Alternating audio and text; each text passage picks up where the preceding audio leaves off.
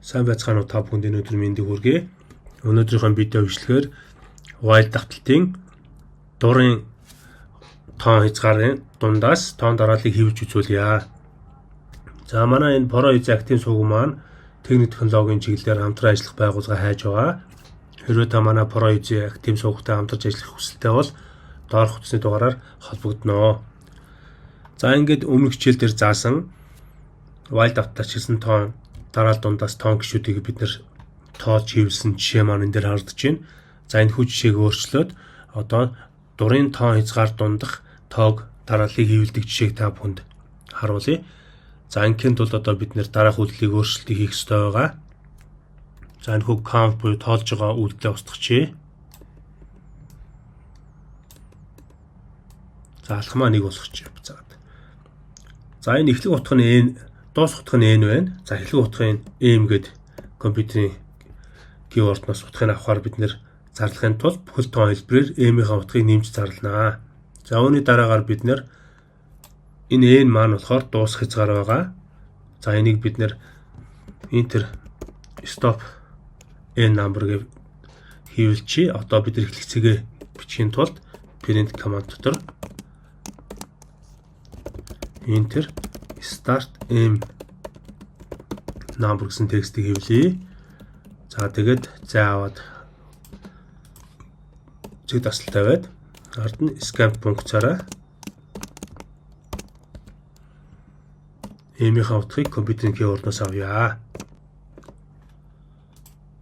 За m-ийг одоо бид нар хаана оруулж ирэх вэ гэхээр энэ while давталтынхаа эхэнд тавьж өгч болно. MS n эрс баг буюу тэнцүү гэсэн нөхцлөөр оролцуулж бичиж болно. За ингээд бид нэр энэ дээр байгаа тэнцүү текст утгын доор while дээр оролцуулаад бичээ. За одоо ажлуудад үзэх юм бол while давталт маань дурын тоон хязгаар доторх утгыг хэвлэнэ. За жишээлбэл 45-аас 109 хүртэлх тоог хэвлэх юм бол 0-оос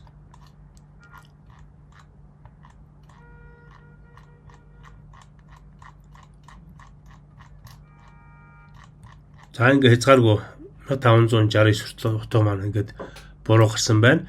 За энэ дээр яагаад алдаа гарсан бэ гэхээр дараах зүйлсээр алдаа гарсан байна. Учир нь гэвэл m нь одоо эхлэх утга байлаа гэж үзэхэд m нь n-ээс эрс баг гэсэн нөхцөл шалгацсан. За энэ нөхцөлийн дагуу бол a-ийн давталтыг бол хязгааргүй давтаад байна. Энэ болохоор хязгааргүй давталт болоод түрүүн алдаа заалаа. Одоо бид нар энийг үндсээр нь өөрчилж буцааж хэвэнд нь оруулъя.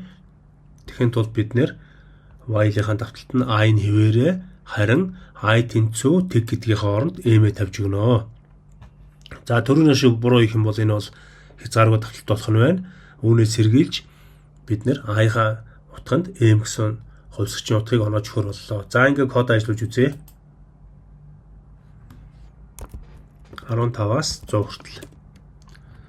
За одоо энэ дээр бид нар 15-аас 100 хүртэлх тоон хязгаарын утгыг бол хэвлэж байгаа жишээ харагдаж байна. За жишээлбэл 1206-аас 1355 гэх юм бол 1206-аас 1355 хүртэл тоог хэвлэнэ гэсэн үг.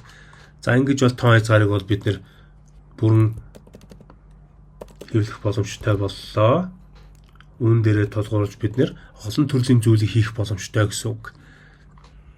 За ингээд өнөөдрийнхөө хичээлд анхаарлаа хандуулсан та бүхэнд баярлалаа. Манай сувг танд таалагддаг бол манай сувгийг subscribe хийж дагаарай. Манай бичлэг танд таалагддаг бол манай бичлэгийг лайк дарж, шеэр хийж бусдад түгээгээрэй. Анхаарлаа хандуулсан та бүхэнд баярлалаа. Дараагийн хичээлээр уулзцгаая.